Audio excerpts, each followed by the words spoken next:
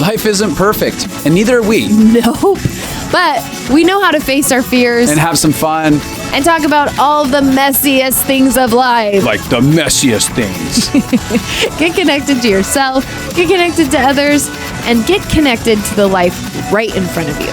This is The Connected Life with Justin and Abby. That's me. That's you. And you.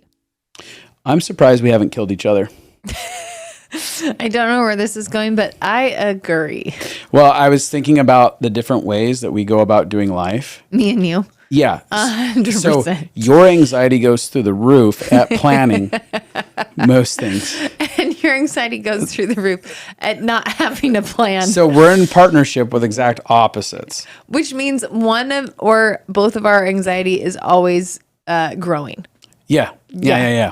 If I'm having less anxiety, you're having more. If you're having less anxiety, Yeah, I'm having it's more. like, how do you balance anxiety and just have an actually- equal amount of anxiety at all points? I actually think that that's kind of what relationship is. Like, if I was to sum up what all of our fights have been about in our marriage, it's been whose anxiety is going to win. Yeah. And it's whatever brings me anxiety versus whatever brings you anxiety. So like in the beginning of our conflicts, it'd be like, I wanted to talk all the way through things because that would help my anxiety. Talking through things elevated your anxiety. So you wanted to avoid it. And so it was like, whose anxiety is going to win? It's true. Today, your anxiety went out. I was like, I'm just trying to throw a couple ideas out for this podcast. She's like, no, we agreed to riff. This is causing me anxiety. I am excited though about today's podcast. We are going to have a little dialogue about anxiety, but not specifically this. We're going to talk about the anxiety of good things coming to an end and bad things never ending. Yeah, we're not really going to, I didn't think we were talking about the anxiety. I'm just saying that's a part of it. It's the fear, right? What I thought we were talking about is how you overcome that anxiety. Okay, I was thinking we were talking about the fear of good things ending and the goodness. Like, how do you get to the goodness? Yeah, that's a part of it and stuff like that. But I think I want to say this. I know in my own life, I have had the aspect of this daunting feeling of foreboding doom about the good seasons or good moments coming to an end. Oh, yeah. And then being trapped inside of the bad. Yes. And I think that feels like it's like almost a time anxiety that a lot of people have, which is the bad season will last forever and the good season will end soon. Yeah.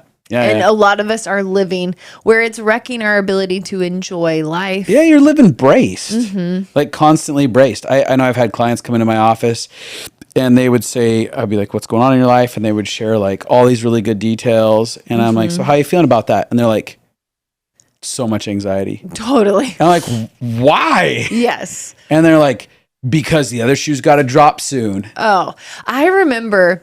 So we've had quite a journey with finances. I grew up, we went through bankruptcy when I was younger, and finances were always a pretty tension point. And I think there's like the ingrained body sensation of we're about to lose everything, because that's what I experienced in our family when we were growing up. We were about to lose things and just the constant stress of it. And so I remember when we got married, we got to a place where we had no money, and I was very comfortable there. Like, cause I was like, I know this. I have been on this pathway before. You were oddly comfortable there. I was like, why are you freaking out with me? Shit's going down. And then I remember the first season where we started making enough money that we could put money in savings. And I went into full panic. Now I was like, now we're making enough money that we could put money into savings. We're about to lose everything now. Like, it felt like so much more. I had way more anxiety that I could build something that I could lose than when I had nothing to lose. I never thought about the bankruptcy in your childhood that you guys experienced. Like, I was like, Pretty big deal. Why is she like this? And I'm like connecting in this moment. 17 years in marriage. Bankruptcy did that to her. Yeah. Yeah, you make so much sense now. Yeah, but it was that panic feeling. And so I had a really hard time enjoying that I was making more money. I just felt like, now I have more to lose. I don't like this feeling. And so it actually felt safer to not make money. Right. It almost feels safer having nothing than something. Yeah, because I didn't want to be disappointed. And I actually had to grow my, what we call money map, like my view of money, my perspective of money, my feelings of money. I had to grow that to get comfortable having a savings account. So, and I knew if I don't expand my ability to feel safe with savings, then I will never be able to make money. Yeah, because you'll constantly sabotage or avoid opportunities because you're like, too much is going to be too good, and I can't face the pain of losing too good. Yeah. I think a lot of people live below the line of good. They're like, let's just avoid good altogether. Well, let's keep sabotaging our lives because that good thing, I mean, you see that in childhoods, right? Yeah. Where all of a sudden you've got a family, and now it's divorced and it's shattered in two. So you go through a loss that feels devastating. And then as an adult, now you're panicked to experience that loss. So you're like, I'll just live less than happy so that nothing can surprise me. Nothing can catch me off guard. Whatever the thing was that happened in your childhood, we all kind of make up a story around the pain we went through. So like, oh, that completely caught me off guard. So now I just want to always be afraid and always have anxiety so that nothing can catch me off guard again. So some people might be like, oh, if I can see pain coming, it will feel safer. But I will tell you, I saw pain coming my whole childhood, and it didn't make me feel safer to see it coming. Yeah, you're. It's almost like you planned for the pain. You put together. Like I could see the dots. That's what I'm saying. So you're planning for the pain. You're like, if I can calculate, and I'm looking at my environment, and I'm like, this is probably going to end poorly. So I'm planning that the pain's going to happen. I'm living braced inside of that. That's a false sense of control. It is. And all of it is these things that take us out of the moment and out of being able to enjoy what is good now. And I went through, for people who are just joining us, I went through so much trauma in my 30s. I went through about 20 traumatic events that happened, and it sent me into PTSD, severe PTSD. One of the things that happened is I got so sick, I almost died. And then I started having severe PTSD episodes. And it's fascinating because that healing process is one of the best things that ever happened to me because it transformed my life so much. But one of the ways I had to completely reorient to how to function in the world, because it was like I went through so much what I will call threat in my body that there was like, this is scary and this is scary and this is scary and this is scary. So it obliterated my ability to feel safe in the world. So what I had to do is I had to learn to reorient to how to notice feeling safe in the world, how to notice feeling good in the world. And it was excruciating to teach myself how to feel good in the moment. And I had to transform how I thought of it, because I remember sitting in my counselor's office, and my idea for how I could get healed is if like some fairy godparents came and adopted me, and they took care of me for like 10 years. They fed me, they clothed me, they paid for everything that I needed. And they were like the perfect parents. And I thought maybe after like 10 years of experiencing stability like that, then maybe I could feel safe again. That was all I could hope for, which is an extreme situation that could never happen. And so what I had to actually do was learn how to feel safety in little minuscule bites. I wanted to feel it in a whole long season, a decade of my life, so that it could feel so good long enough that I could decide this is what life is like. Instead, I had to do it in very tiny, tiny, tiny bites, which would be like, in this moment, nothing traumatic is happening. In this moment, am I going to be okay? And I remember this moment in my car. I'm having a panic episode. So I'm doing the things that I know to try to work my way through panic. And as I'm sitting there, I'm like, I have to think of something that is safe right now. What is safe right now? So I'm like, well, my car. My car is keeping me safe right now. So I started thinking, okay, right now I'm in a car and it's keeping me safe just for this ride. But then my brain popped out and it goes, what if the car breaks down? Then it won't keep me safe. Then it won't be safe. Then this is not something I can count on. This is not something I can depend on. This car is valuable. And then I felt panic again rise. And this is what I think the concept is. Obviously, I had PTSD. It was much more extreme than a lot of people experience it. But it's that idea of, what if this thing won't last? What if this thing that now I'm saying is good won't last? And so I had to actually let go of the future. So this is what I said. I don't know how long this car will be reliable for, but right now it is safe for me. Right now it is taking me where I want to go. Right now I can count on it. And it began to be this shift from, I need to be able to have this safety forever for it to feel good. That's what I believed. I needed a good thing to last forever. I need this car to know that I know that this car will be good for 10 years. It's like we want the security of certainty that we are going to be okay. And instead of that, I've had to learn bite-sized pieces, which is like, I can enjoy what is happening right now. And if my car breaks down in the future, I'll maybe have other things that can be safe for me in the future, so that one thing becoming unstable doesn't have to destroy my life. Yeah. I was thinking about good things ending, because one of the things that I had to do to settle myself was to accept that good things do come to an end. Yeah. Many of them. Like, I don't know if it's all things. Like, I think all good things come to an end because you eventually die. Right. Like, clearly, you lose relationships because a partner passes away. Yeah. Like, this world isn't permanent. So one thing that we have to accept is that this world isn't permanent. Both the good things aren't permanent and the bad things aren't permanent. There is an end stop for all experiences that we have here at some point. But in the interim between now and the finality of our lives, there is this sense of going, I know that this will ebb and flow, and I have to accept that the externalized goodness will end in different aspects, but not all aspects, which is what you're pointing out there. There's like aspects that can still be good. It doesn't have to be one thing forever. You can continue to experience different aspects of goodness, right? And inside of that, goodness is not an external job. It's an internal job. Yeah. And when you look back at your life, it was like the most difficult circumstances that you had. We'll just talk about panic attack season or the traumas that you're talking about. There is a level of intensity that you experience them at that, given the right tools, you could have experienced them at a different level.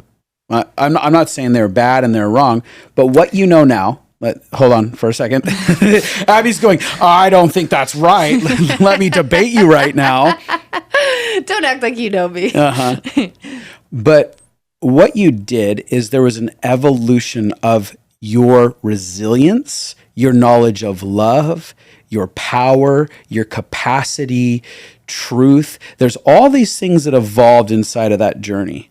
If that same thing happened today, God forbid, it wouldn't be a problem. It wouldn't be the problem that it was before. Yeah, I didn't mean to say it wouldn't be any problem. It just would not have impacted me nearly the same. Exactly. And so what I'm trying to say is that goodness and the loss of it, there's actually a goodness that we can maintain inside of us. Like, as we evolve inside of our heart, you can have bad scenarios and a season of goodness, but depending on where you're at, it can be an entirely different experience. Well, what you're talking about is post-traumatic growth. And there's actually this thing that they found scientifically, they've done studies on it, that after trauma, you can gain resilience that makes you more resilient than if you had never gone through the trauma before. And so that there's actually this thing that we as humans, we can get broken, but we can get healed in a way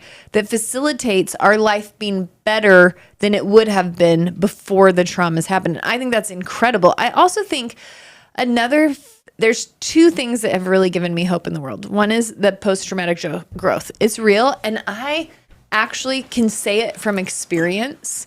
The things that have healed inside of me after having PTSD, the way that I've reframed my life, the skills and tools that I've learned have made my life better than it was before I went through trauma. That's incredible. The second thing that always really inspires hope for me is that they've done studies on our levels of happiness and how adaptive we are as humans. We are made to adapt. So what that means is they took people who went through hard circumstances, and like before the hard circumstance, they had them rate like how happy they were. Mm-hmm. And then during the hard circumstance, and then after the hard circumstance.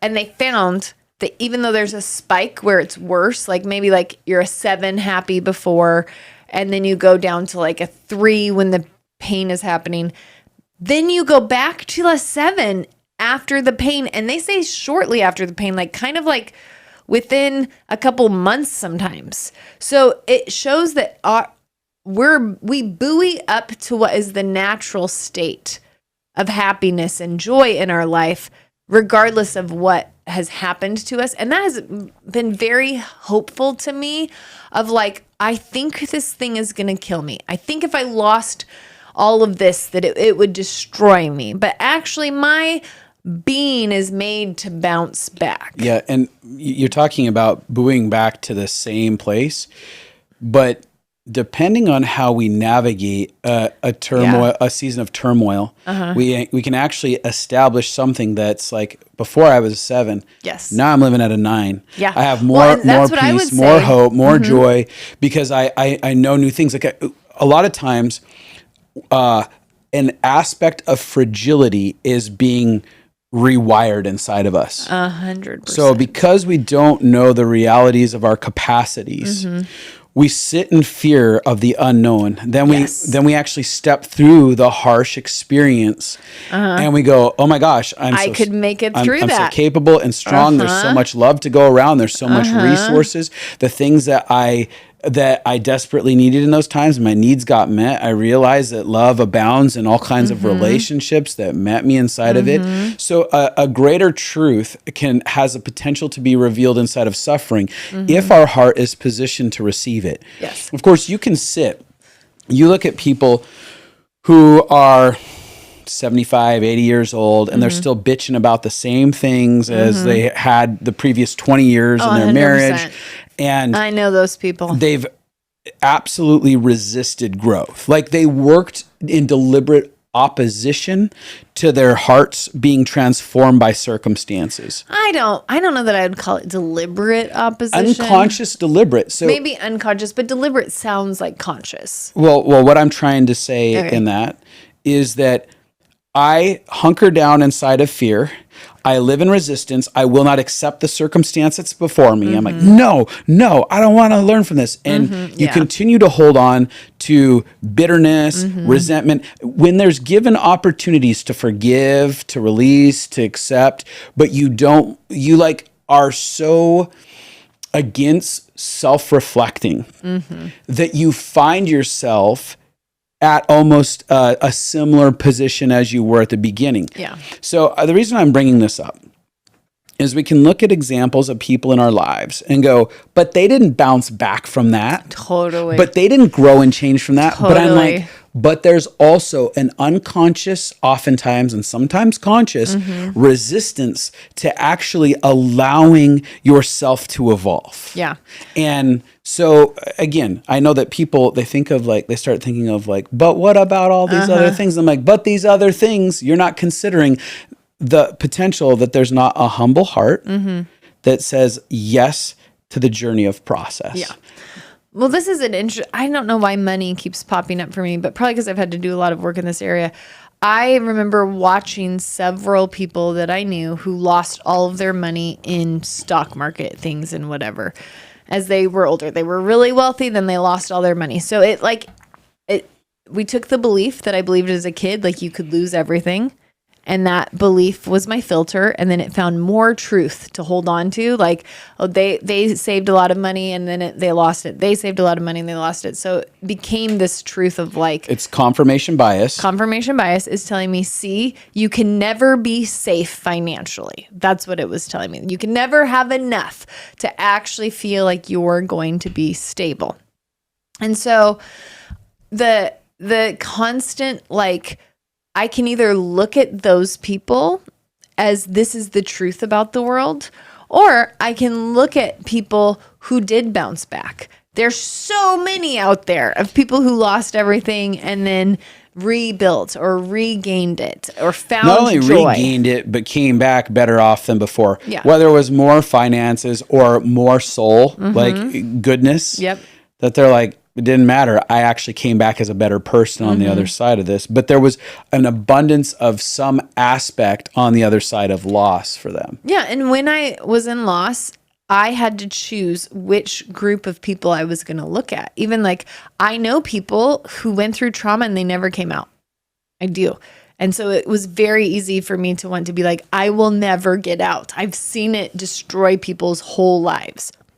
But I also have seen people who made it through and who became incredible humans, who became the best version of themselves, the most like love, the most tender. And so I had to choose in looking at my life trajectory, am I going to decide that pain is going to break me, or am I going to hold on that pain can make me?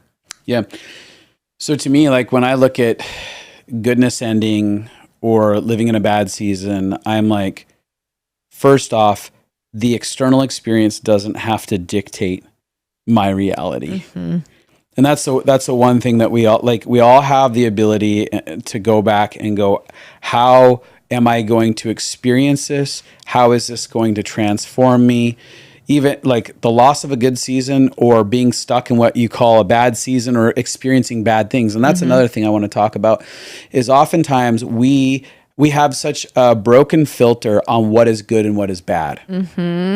Right? So people say, this is a bad experience I'm having because in the moment, the internal experience feels painful. Absolutely. Feels overwhelming. Yeah. Feels confusing. Oh yeah. You know, and but you look at I look at some of your previous circumstances that you're like, oh, I had all these traumatic experiences happen. And I'm like, well, you're in it. That's bad shit. Yeah. But if you look at it from like a macro view, you step back years later and you start going, oh my gosh, as much as it was painful, it doesn't mean that it was bad. There's so many aspects of these things. And it doesn't mean that it's not worth grieving. Yeah, totally. But to define it fully as bad, we have to sometimes redefine and go, I'm going to let go of my judgment, my definition of this. It was painful. It was painful. There you go. It cost me a lot. I experienced suffering. That doesn't mean it was bad. It just was. Well, I was thinking about this morning. We were talking about, I had a trauma counselor at the height of my PTSD. I found this trauma counselor and they were doing a different modality than I'd ever done before. And they were not a safe person for me. Yeah. But I was like, it's probably because I'm so broken. It's probably because I'm so screwed up and it's a new modality and I must not understand it. And they ended up freaking out at me. Like they triggered at me in a incredibly unprofessional kind of way. And in the moment, I was going through tons of trauma. I was in the middle of somebody very close to me dying while it was happening. It was a very painful thing. And it felt like another bad thing. How does this keep happening? But because of that, I went shopping and then I found a new counselor. And the new counselor is magic. And I realized how horrible the counseling experience I had been in was. I'd been staying with this person that was unsafe in so many areas as a counselor. They should not have been counseling me. They were unsafe. And now all of a sudden I was with a counselor who was so safe. And she's a magician and I healed so much with her. She's not actually a magician. I know it's she feels like a magician in her capacity to help me heal. I think it's the safest I've ever felt with somebody.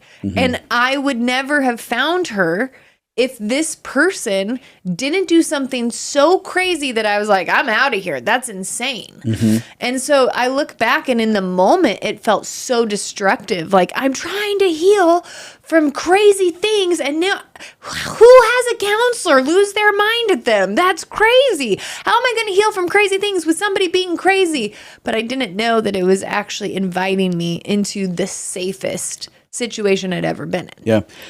Well, while you're talking, I remember the movie Coming to America. It's an old classic film with Arsenio Hall and Eddie Murphy, for those who are old enough to remember those people. And the whole movie is about, Eddie Murphy plays this prince who's supposed to take over the throne and get married in his country and take on this wife. And he's completely pampered in every way, shape, and form. Everything's utter perfection. And Arsenio Hall is basically like his assistant. We'll call him his assistant, right? Yeah. He takes care of him.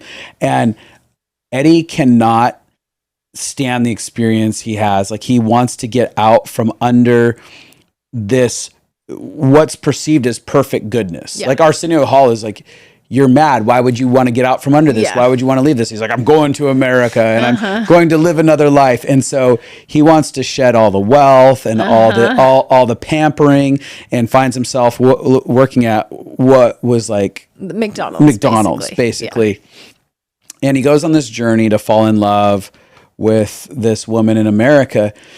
But you watch as for him, what most people would define as good, which is having all the wealth in the world and the perfection and the servants and everything like that, and everyone catering to you. And he's like, this actually isn't good. It's not good for my soul. Not the way it is. Not the way that I'm experiencing it. And Arsenio Hall, again, is shredded to pieces as he's drug off to America, having to live impoverished. Yeah. So they go into a circumstance where Eddie Murphy requires them to live impoverished. But this is liberating Eddie's soul. Maybe not impoverished, but less seemingly impoverished. Yeah. He's supposed to move in the tough side of wherever that was. I think it was in New York and things like that, right? And Arsenio Hall is just offended with it.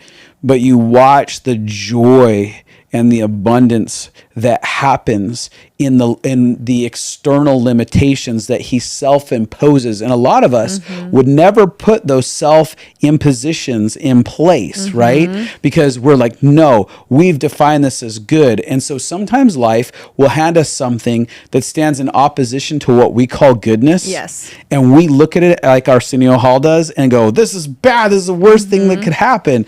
And it's like, no, actually, there's an invitation here inside of this. Now, I'm not saying, life is crazy. There's mysterious shit that happens inside of it that it's like, that was just pain. Yeah. That was just pain.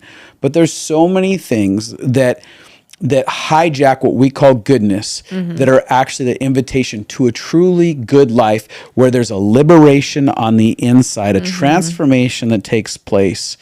And ultimately, he could go back to it. Like, he ends up going back to his wealth, but he goes back a new man. And you were talking about how a lot of people lose money, right? And then they actually get their money back.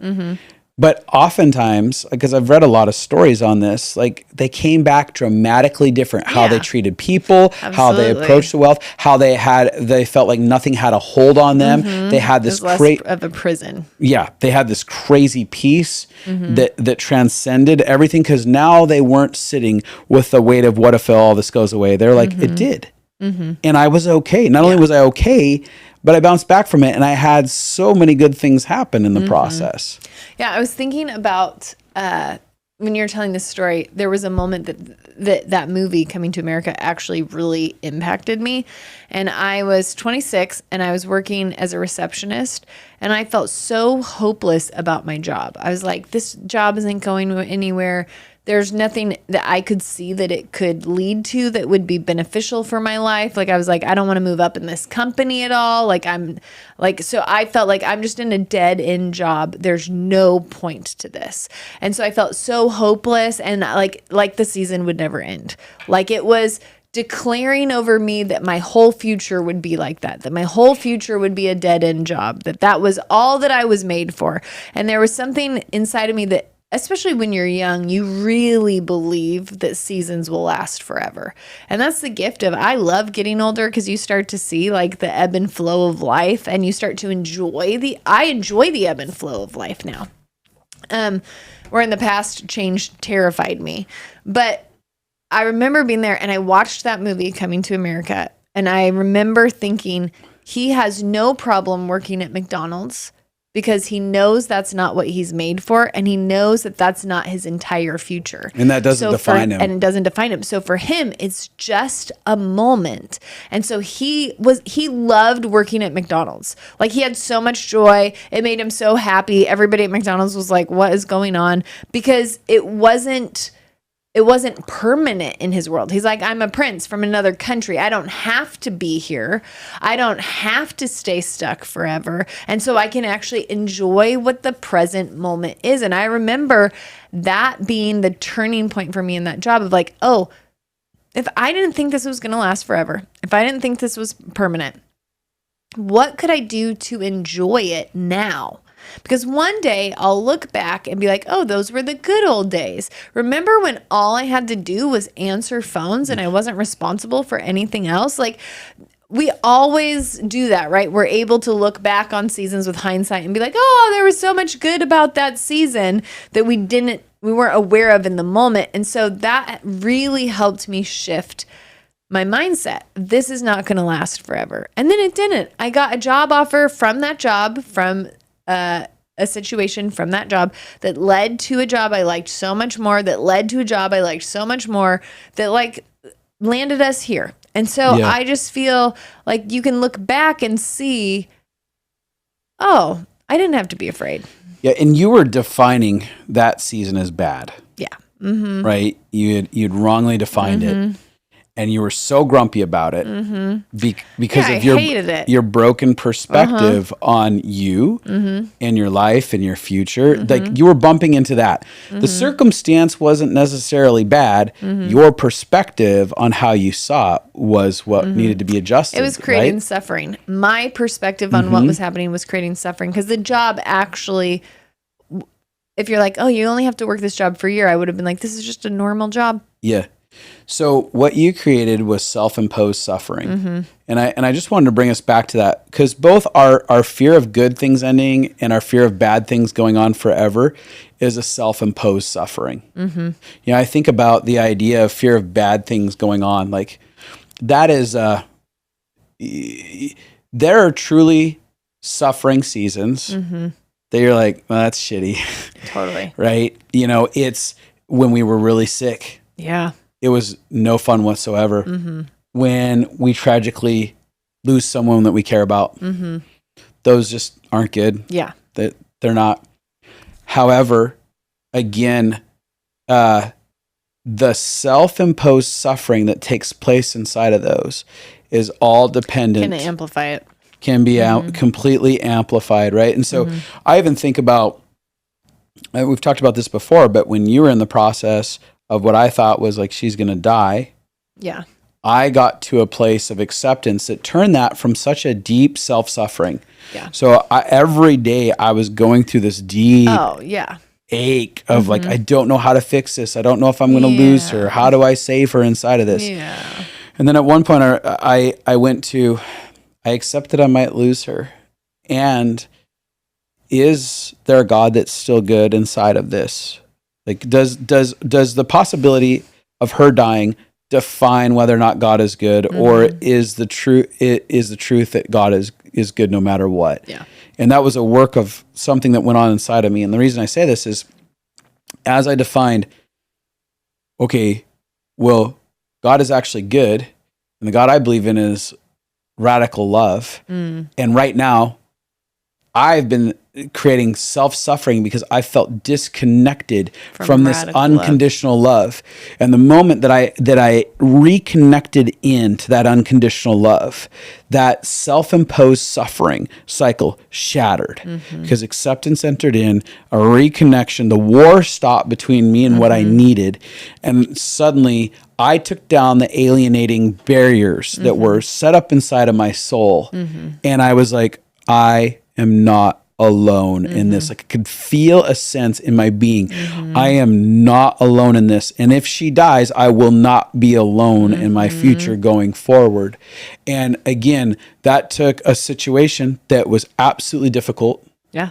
That in and of itself, it was not, there was nothing good every time you felt pain, but it was one that all of a sudden got transformed.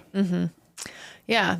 My counselor says all the time, life doesn't get easier. Like there's always going to be hard circumstances. Really good. There's always going to be things out of your control that happen, but you can have more space inside of you, which enables you to feel and process things differently. And I kind of visualize it like my body.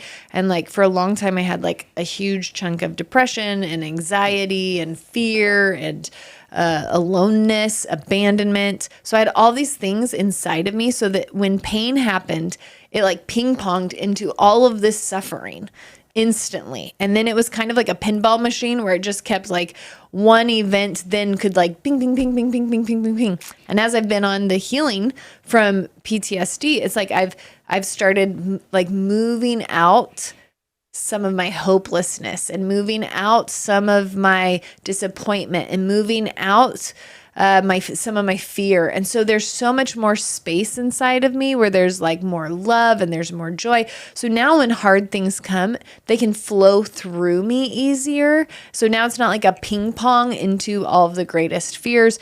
Now it is much more like water that can just kind of wash through and then wash out. And I've actually seen this happen. It's not like just something my counselor says that is nice, but I just went through something that was very, very painful, a betrayal that really caught me off guard. And I watched it like water flow through me. I grieved, I cried, and I was like, I'm fine. Like, I was like, I've never processed something this hard, this easily in my life. But it's because also when it was flowing through me, it wasn't hooking on all of my past unprocessed grief. It wasn't hooking on all of my past unprocessed abandonment. It wasn't hooking on all of my past pain because I've been healing. And so there's so much more space inside of me so that it could just flow through me. And so I literally walked away from this hard thing happening being like, wow, I'm so much better than I was. This thing that could have taken me out a few years ago, I feel fine. Like I feel sad. Like, oh, that's sad and I've grieved. But I was like, wow, I'm okay. Yeah. I have this phrase that I say that fear is the gateway between us and the destiny of who we're created to be. Yeah. And the idea is that there's a gate, like there's this gate that's made up of all of our fear, and it's closed. And if you want to become who you're made to be, you have to actually step through the gate. Yeah. That means you have to face fears. And I looked at our early marriage. This is the biggest mug ever, and it was a lot of work to get it to my mouth. But it's Bob's Burgers. Bob's Burgers. So it's perfect. Thank you for interrupting. I'm so sorry. For all of you who are listening, you should watch YouTube, and then you can see what we're talking about. So fear is this gateway that we have to pass through in order for us to actually get to who we're made to be. That means like I had to start looking or going through all my greatest fears. Like when we first got married at 25 years old, that happened for me. And I said, God, I'm ready to face my greatest fears no matter what it costs me. So I started facing losses and disappointments and all of a sudden, as those experiences happened, the fear started lessening because all of a sudden I was in the worst case scenario and it didn't break me. And you found out you were okay. I'm okay. Yeah. I'm actually okay. Yes. And then it liberates you because that fear, you strip away the fear that's been hiding your authentic joy and pleasure and goodness inside of life. And all of a sudden, that is where we start coming alive. And the question is can you come alive in the midst of whatever your external circumstances are? And during that season, I was obviously tormented because the tormenting thing comes up from the deepest part of our gut and comes to the surface, and you're seeing the tormentors that have been hijacking your life. And I was like, God, I don't know what to do. Just show me what to do. Over and over again, I kept asking that question. What do I do? And I kept hearing the phrase, learn how to come alive. And I was like, that's insane. What does that even mean? If I knew how to come alive, I would be alive. But it was the invitation into exploring, what does it mean to be alive right now when we don't have any money, when I don't know where my future is going to lead, where I don't know what I'm supposed to do with my life, where I don't know where I'm going to live, like what is coming alive right now? And so for me, coming alive meant I started getting present in the moment, present with my grief, present with the special surprises that happened every day, present with the relationship that we were having. It was this moment. And part of the problem that we're experiencing in this conversation for people is that they're living in futures. They're living in futures that don't exist, alternate universes that may never exist, no matter how much they screw things up, right? Yeah. So that aspects of goodness may never get lost, right? Like some people are scared, like my marriage is great. What if it falls apart and I lose this goodness? And it may never fall apart. Yeah. But it might also. Yeah. The point is, though, you only have this very present moment. And I often, because this is one of the number one fears people have, is like, they have a bad thing that they're imagining over. What if I lose my job? What if we lose our money? What if we have to move in with my parents? What if my husband cheats on me? And we all go through that. And we live out, our bodies can't, when we visualize and feel emotion at the same time, our bodies don't necessarily differentiate that isn't something that's happening. They can feel like it's happening. That's why visualization can be so powerful.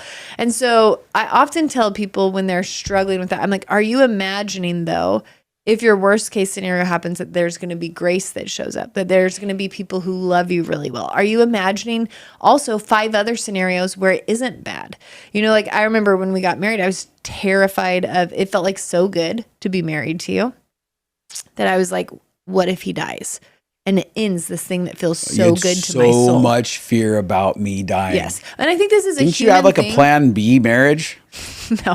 I think this is like a thing. Like, if he dies, I'll marry this person. I think this is like something that we do as humans. When something feels really good, we instantly become afraid of losing it. And so one of the things that can help is non-attachment, which doesn't mean I don't attach to you, but it's that I don't attach my wholeness or my happiness to you. Yeah, my well-being. My well-being. I attach my well-being to my internal world and to life and to multiple things. Like I'm like, no, and I can look back, and in every season there was like at least one person who was kind to me. You know what I mean? Even in seasons where I went through like a lot of pain with people, I'm like there was always at least one person who was kind to me. When you look back, you can see that there is, this really transformed my worldview, is to look back at my life and be like, yeah, these friendships ended, but I had new friendships that sprouted up. And actually in every season of my life, I've had friends. So I don't need to be afraid. What if these friendships end? I don't need to attach that these friendships are the friendships that are going to make me feel safe and stable in the world. I can more say I attach to the fact that love will always be in my life, whether it's through these people or through new people or through past people that come back. You just don't actually know. So the non-attachment, it is the thing that helps. I attach to my well-being. I just don't give you the power of that. But I was so terrified that you were going to die, because as soon as we feel like something's good, then we feel like if that external thing changes, we will not be okay again. Because we're putting the well-being of our life in external circumstances instead of the well-being of our life being an inside job. And so for when I had to think about you, I was like, okay, I have to spend as much time thinking about, like, he could die. He could also live. He could live till we're 90. And we actually put pictures of us together as old people around the house to be like, that is a real possibility. We could make it to old age together. And also, if you die, I'm going to imagine that people are, and I had to actually do this. I had to imagine if he dies, people are going to come around and love me. People are going to help me. I'm not going to feel alone. There'll be gifts in that I can't foresee.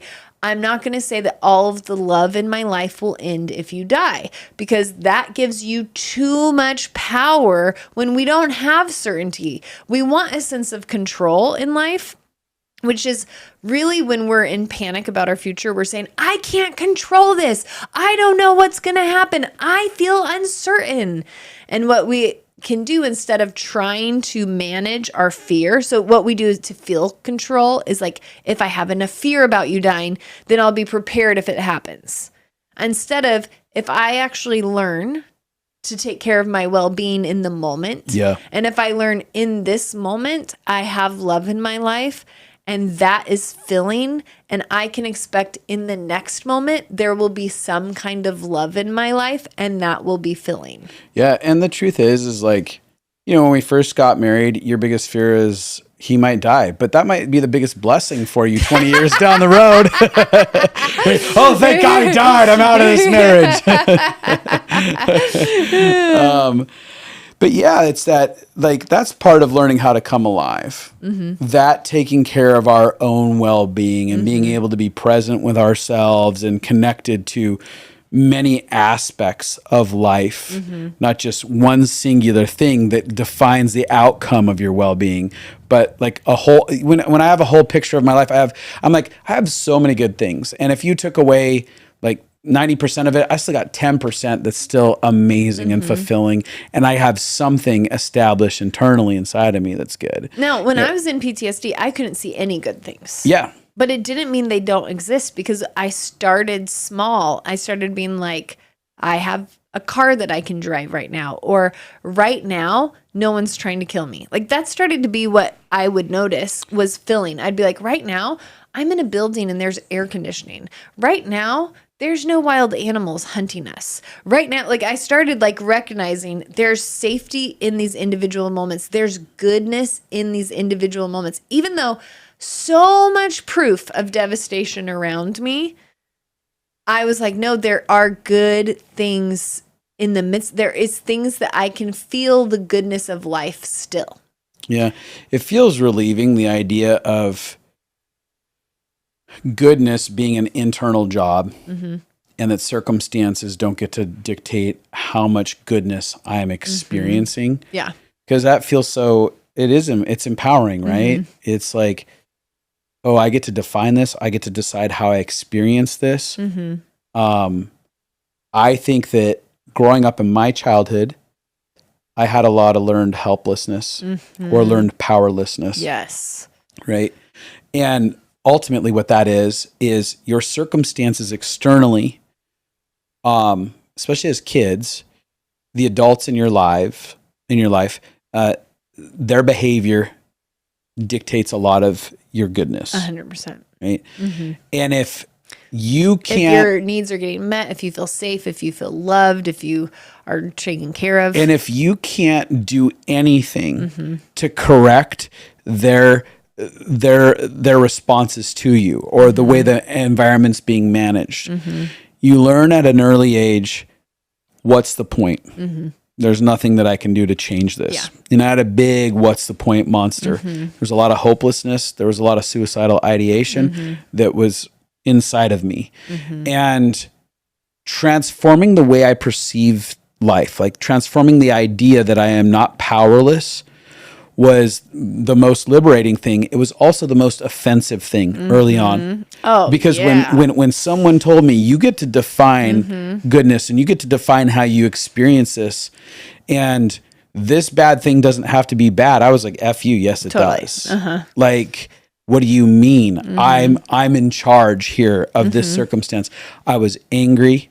I felt like the burden was being put on my shoulders. Oh, it's all your fault. Instead of an invitation to be a healthy, active participant in defining the experience of my life. Oh, yeah. And so to people who are listening, who hear this stuff, I just want you to know there's a ton of compassion for some of you that feel like easier said than done. Oh, totally. I'm like, yeah, it is. It was excruciating doing the soul work that was necessary to liberate me out of my own personal hell. But it was possible that I could get out of that hell of learned powerlessness, and I could step into an empowered experience where I didn't have to be so scared of this doomsday that was in front of me, because we've been through hell and back in a bunch of our experiences. My gosh, 100%. That have been so stressful, painful. People would be shocked at the amount of crazy things, not just from our childhood, from adulthood. Yeah, that has happened, right? But I sit here on the other side of it being like, oh, you can get liberated to full goodness, and this doesn't have to dictate how I experience life. And I want to add to that, I have really tried to look at people's lives who have ran the race and talk to couples and who are grandfathers and grandmothers who still have life in their eyes and still have goodness. And they tell the stories of how all these difficulties happen, but they ended up, they're okay. Yep. Everything turned out okay. And I try to absorb those and go, yeah, you're right. Like, you're a signpost for my life. You get to remind me that I need to remind myself of how much I've already overcome, and all these things are overcomable. Oh, yeah. And my goodness can be sustainable. So you can create a sustainable goodness even in the midst of grief, loss, and suffering. You know, another thing that you did is, so you've had a lot of health issues this year as you've been going through stuff. And so you've listened to a lot of near-death experiences, because for the last couple of years, 2.5 years. Many of them say, and everything's okay. Like the eternal idea that everything ends up okay. And so you were like, I can tell my soul is scared. I'm feeling out of control, that I'm going to be sick forever. This is going to last forever. And so you're like, I need to remind myself that I'm going to be okay. And you found an anchor to do that. Yeah. Well, and that's talking about an eternal perspective. So we can sit here, worry about losing good things. And that's only fears or fear of bad things continuing, as we've said before. And that can continue to grow in our life. Or you can get an eternal perspective that takes and puts this all into a beautiful little box, like a healthy little box, and says, there's a limitation on all of this. And if we're looking at all of our life encompassed as an eternal thing, is anything wasted? And the answer that I've discovered is no. No part of our lives, not the sufferings, not the victories, none of it is actually wasted. That is an eternal treasure that we are storing up. We are creating an eternal treasure when we are engaging life, being a participant within it, and allowing it to do something inside of us, because it is not just here and done, right? And that's what I've taken away over and over again. I'm sitting, meditating on all of these people's eternal experiences, and they keep coming back saying, it's all good. In the end, it's all okay. Yeah. Well, I was thinking about, this whole podcast was inspired by one of our friends, and she went through a season of 12 years where she was in a lawsuit, and it was absolutely horrendous. And multi-million-dollar lawsuit. Yeah. Painful. She was trapped family in against family. It was devastating. And then she got out of that, and now she's like living a much better life. She's so much happier, and she's so much enjoying her life, and there's so much good. And she goes, what do I do though? Because I'm terrified of this ending. And what I said to her, that was the inspiration for this episode. And I said to her, well, you already know that when your worst case scenario happens, that you're okay. Like you dug in, you came alive, you found more about who you were, and you made it through it and you made it out of it. So you actually now have proof in your body. Like your worst case scenario happened and you are okay. That actually can liberate you from fear. Because I was like, hard things will come in the future. This good season will be nice and it won't necessarily last forever. Like I've learned to accept that seasons don't typically last forever.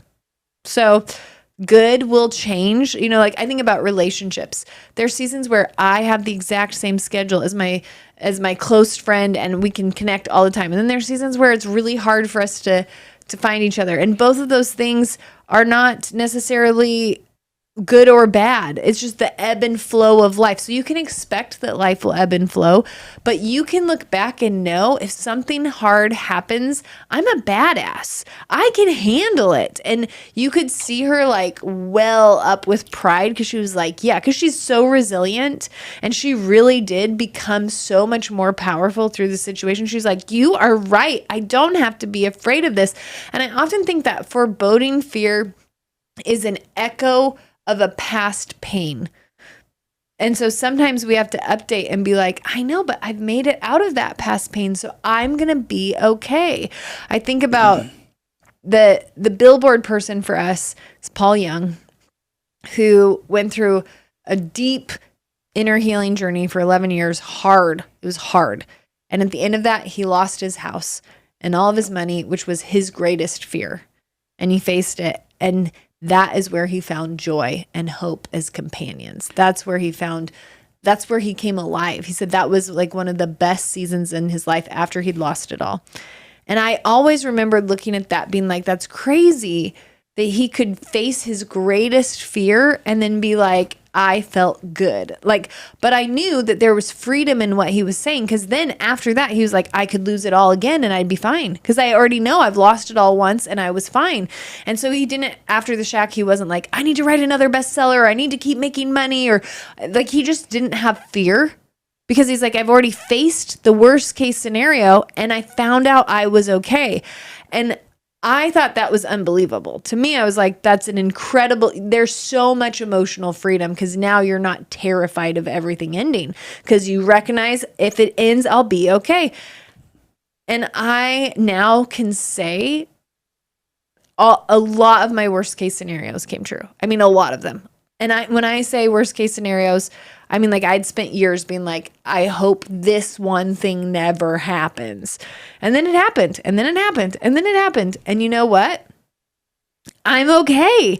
And now I feel so much less fear in life because I'm like, I made it through one of the worst, 20 of like the worst things that could have happened.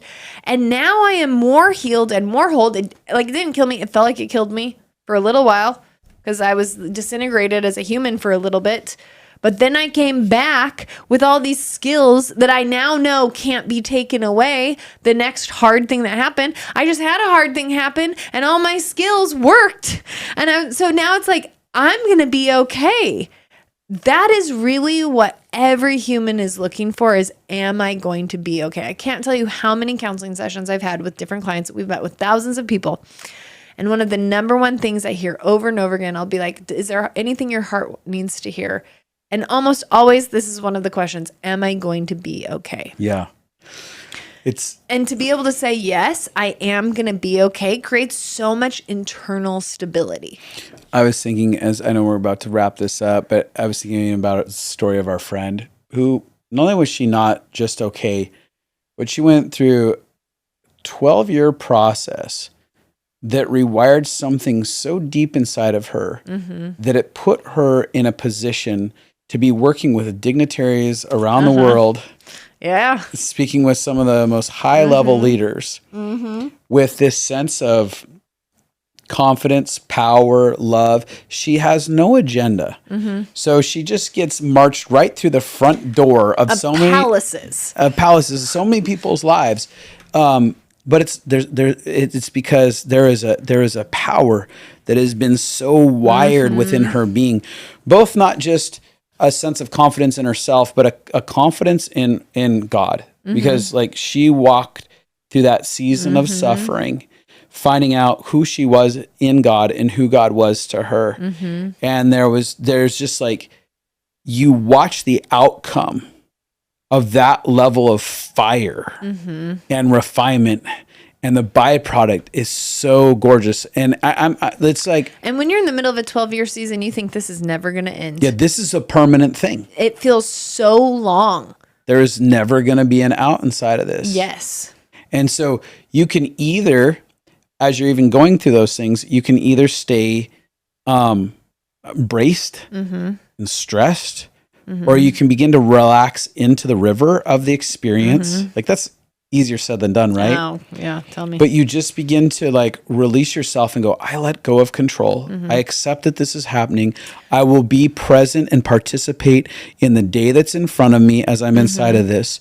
I'm not going to create ideas of how this looks long term. I just know I'm in this moment now, and I'm going to allow myself to be humbly shifted and molded, and something that is inside of me inherently from the foundation of my creation is going to be revealed inside of this. Like, when I think of her, who she was came out, all of who she was that was hidden under those fears, those insecurities, those lies, that all got liberated and lifted off, and she got revealed to the world. And then she was ready for this next thing, and I love that story. She ended this 12-year season that was so difficult. And it wasn't just the lawsuit. There was so much family stuff happening. Oh, yeah. And then now she's in a season where her family is the most connected and beautiful relationships. And she's doing this thing where she's involved in things that were so far out of her realm of even thinking about. And I think about our friend who lost everything, lost their house, and all their finances. And then he wrote The Shack, which became a #1 bestseller for so long. And then they made a movie, and has like his life really, really transformed. And I think about Nelson Mandela. He was in prison, but because of how he processed the season of suffering, he was ready to be the president.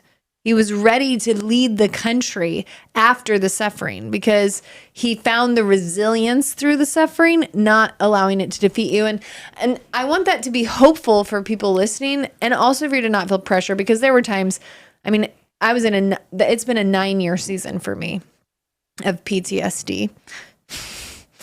So that is a long time. And there were so many moments in that I was like, I don't even have resilience. I'm just literally trying to get through day by day. And I didn't have hope that I would come out, but I did survive. And I think that there's something sometimes when all else fails, just to keep standing, to keep getting out of bed. Sometimes I couldn't get out of bed because I was so sick. Just like to feed yourself on hope, on stories like this, to know that the suffering seasons end. Yeah. And you can transform. You can come out. You can become a phoenix. You know, that's what I would say. Like, my story is like, I got burned crispy till I was just ash on the ground, spread about. I was no longer like a human form. And then it came back together, and I'm like now becoming a phoenix. Yeah. Yeah. A phoenix. Rising from the ashes. To wrap that up, I had one last thought on what you're saying. I was going to say, the truth is that even in that 9 years of difficulty and suffering, it wasn't without beauty all throughout it. Absolutely. Really good things. And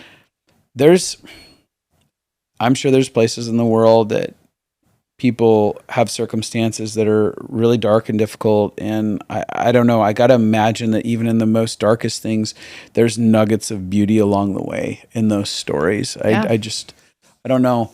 And so I look at it and I go, can we find the gold in the most difficult of circumstances when it feels like it's not ending? Where's the gold that does exist? And how am I going to hold on to goodness internally, even if the goodness externally ends? So I'll leave everybody with that. Yeah, I hope. Yeah, and I will say it was 9 years, but they were not the same. The years were not the same. Yeah, the season evolved. Was ebbing and flowing and changing. And so even in hardship, things are not staying stuck. And I think that's so helpful. If it's a great season, know that things might change, but that doesn't mean goodness has to change. And if it's a hard season, know that things are going to change and that you can find goodness anywhere. Yeah. Well, this is good. If you haven't visited Justin and Abby, that's abi.com yet, you can go there. You can sign up for our mailing list for whenever we have stuff by signing up for, there's like a pop-up or a thing on the front page for From Crappy to Happy in 7 Steps. It's a book I wrote. And then for free. You can get it for free. It's all free. You just sign up. We get your email. You get the book. Great exchange. And then if you haven't signed up on YouTube yet, subscribed over there, why are you waiting? Yeah, come. Maybe this is the change that you need. Because they have not seen the Phoenix that I was pointing to if they're not over there. Subscribe, hit the bell button so you get notified of videos, and please rate, review, and share. Yeah, sharing is the best. That's how most people find us. Yeah, once you share it with friends and tell them about us, we appreciate that a lot. It's a great way to, one of my favorite things to do is send podcasts to my friends and then dialogue about what we felt afterwards or what it brought up for us. It's like a really good bonding activity. Yeah. So anyways, thanks for giving us your time today. And respectfully, go away now. No, go. Why are you still here? Go away. Ferris Bueller. Bye.